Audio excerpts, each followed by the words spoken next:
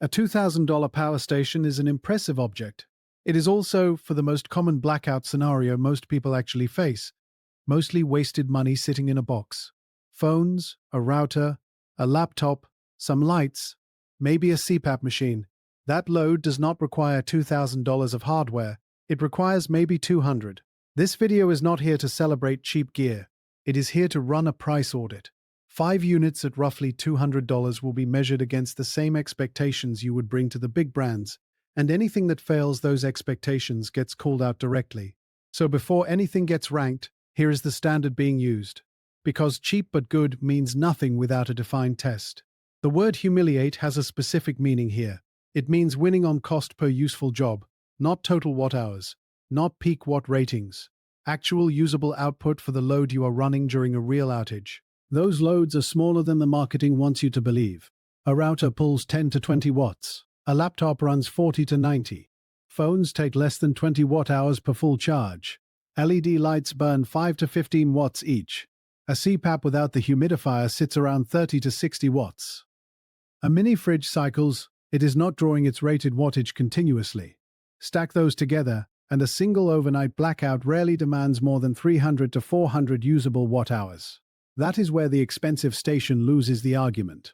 Not on capability, it wins there. It loses when the buyer only needs one night of communications, medical sleep support, or basic work continuity.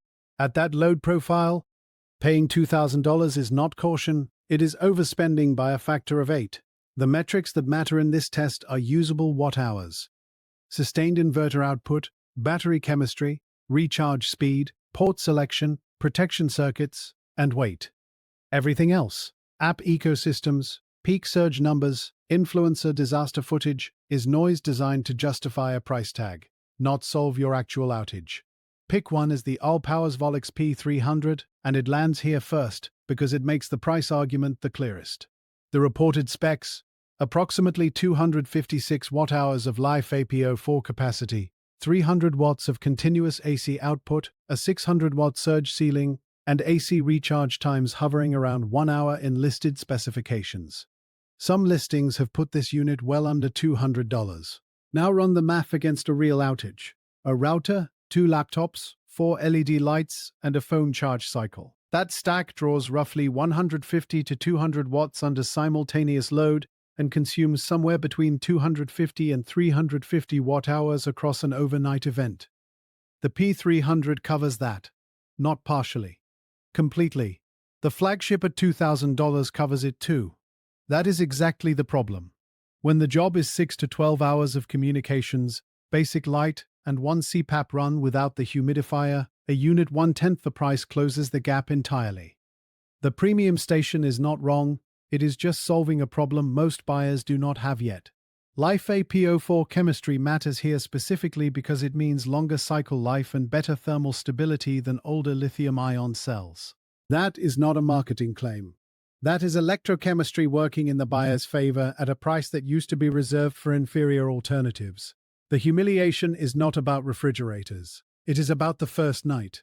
And the P300 owns that night for a fraction of the cost. The next pick makes this even more uncomfortable, because the brand exposing the markup is one you already trust. That brand is EcoFlow. And the unit making the case against its own flagship line is the River 2. Reported specs: approximately 240 watt-hours of live EPO4, 300 watts continuous output, 600 watt surge ceiling, wall recharge in roughly 1 hour, and solar input for off-grid flexibility. It frequently drops into the $200 range on sale. Same chemistry as units costing 4 times the price. Same fast charge architecture. Smaller box. Here is what the River 2 exposes. The delta between this and $1,000 EcoFlow is not better engineering. It is stacked capacity. More watt-hours, heavier appliance support, longer runtime. That is real value if you need it. But for a renter running a modem and router through a grid outage, a remote worker keeping 2 devices alive, a weekend camper powering lights and a phone, the River 2 covers the actual job without the overhead. Emergency lighting, device charging, basic communications backup, it handles all of it. EcoFlow built the River 2 to compete in a lower price bracket. In doing so, they accidentally confirmed that brand trust and Leaf APO4 chemistry do not require flagship pricing. The premium buys runtime. It does not buy smarter everyday function. The next pick stays in this same compact category but pushes the AC output ceiling higher, which changes what small actually means. The River 2 confirmed that compact and capable can coexist. The Bluetti EB3A pushes that further by raising the output ceiling in a way that redefines what a small unit can actually run. Reported specs: approximately 268 watt-hours of LiFePO4, a 600-watt pure sine wave inverter with a 1,200-watt surge rating, USB-C, wireless charging, solar input, and a compact form factor that stays under £6. Street price lands around $200 on sale. That inverter is the story. Most budget boxes in this price range top out at 200 watts continuous, which eliminates fans, small appliances, most power tools, and anything with a startup surge. The EB3A's 600-watt ceiling covers laptops, routers, LED lighting, camera rigs, portable fans, and short-burst tool use. Premium $2,000 units carry larger inverters, but the majority of buyers never pull past 400 watts in real daily use. The EB3A covers that realistic ceiling at a fraction of the cost. The caveat is real. 268 watt-hours drains fast under high-watt loads. Run a 500-watt device and the battery is gone in roughly 30 minutes. The win here is not long-duration backup. It is power flexibility per dollar spent, which is a different and genuinely useful advantage. The next pick shifts the conversation from raw output to something harder to spec sheet. Build trust, warranty depth, and whether a budget unit holds up past the first year. Build trust is the next axis. The Anker 521 does not compete on inverter headroom. It competes on something the spec sheet undersells. The likelihood it still works 2 years from now. Reported specs: 256 watt-hours of LiFePO4, 200 watts continuous AC output, 60-watt USB-C, MPPT solar input, and a cycle claim above 3,000 charges. Anker backs its power products with warranty support that most no-name brands cannot match. That matters when you are buying something that sits in a closet until a grid failure. The 200-watt inverter ceiling is real, and it is a hard limit. No mini fridge, no circular saw. Do not try it. But if your actual emergency load is a router, a few phone charges, a laptop, and some LED lighting, you will never touch that ceiling. Most households in a short outage need exactly that, and nothing more. Paying 10 times the price for a 2,000-watt inverter you never engage is not a safety margin. It is wasted money. Where the 521 humiliates premium brands is in the long-hold scenario: rare use, low draw, and dependability over years, not days. LiFePO4 chemistry degrades slowly, Anker support infrastructure exists, and the price is around $200. The next pick abandons the trust angle entirely and goes the opposite direction. Maximum raw capacity and port count at minimum cost, with a real caveat attached. The Grisel T300 goes the opposite direction from the Anker 521. No trust premium, no brand infrastructure, just raw numbers at a floor price. Reported specs: roughly 288 watt-hours of capacity, 300 watts continuous AC output, 600 watts surge handling, multiple USB ports, and a total weight under 10 pounds. During promotions, it frequently drops below $200. That puts the capacity per dollar ratio well above anything Anker, EcoFlow, or Bluetti sells at full retail. For the right use cases, that math is decisive. Camping electronics, drone and camera charging, router and laptop backup during a short outage. A small fan, none of those loads stress a 300-watt inverter. Against those jobs, a $2,000 station is not a smarter purchase. It is an overbought one. The caveat is real and non-negotiable. Verify the battery chemistry before you buy. Read the warranty terms and the return window carefully.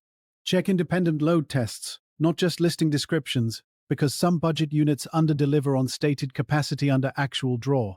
Long-term cycle data on lesser-known brands is thin compared to the established players.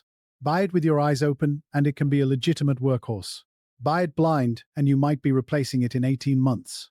Once you understand that trade-off, a harder question surfaces. Across all 5 of these picks, what exactly is the premium still buying?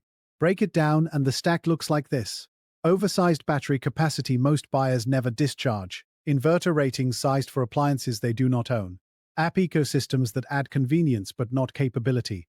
fast charge marketing built around scenarios engineered by paid influencers, and distribution infrastructure that costs real money before the product ever reaches a shelf. Add warranty service networks and brand trust built over years, and you have a price that reflects a complete system, most of which you are not using. The core deception is not that premium brands lie, it is that shoppers compare the wrong things. They pit MSRP against MSRP and peak specs against peak specs. A 2 kWh flagship looks serious. A 256 Wh box looks like a toy.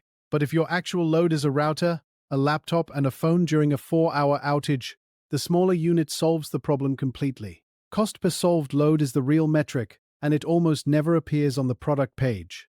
Premium fails hardest in specific common situations: short outages, renters with no storage space, campers running small electronics, and buyers who will never once run a refrigerator or power tool off this thing. In those cases, you are not buying capability.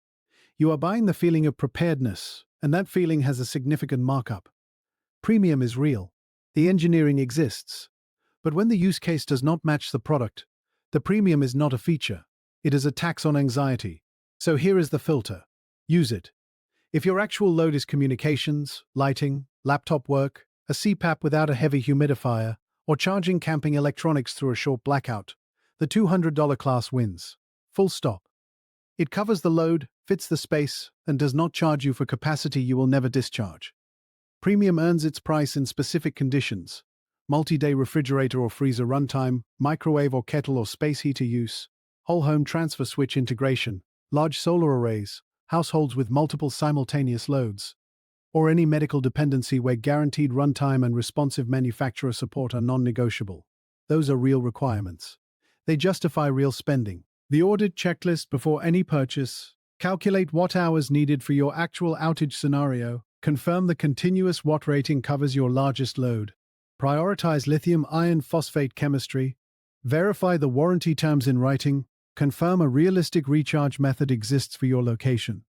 Check independent reviews, not brand-supplied content, confirm the return policy, and test noise and heat behavior under real load before the return window closes. The smartest purchase is not the biggest station. It is the smallest reliable station that completely solves the outage you are actually preparing for. Everything above that threshold is cost without function. Stop buying the logo. That is the whole video in 4 words. The 5 units we ranked prove that $200 covers ordinary backup completely. Comment below with the specific devices you need to run during an outage. The next video will audit real watt-hour requirements for the most common lists and tell you exactly which class of station solves them. If this saved you from an expensive mistake, subscribe. More receipts coming.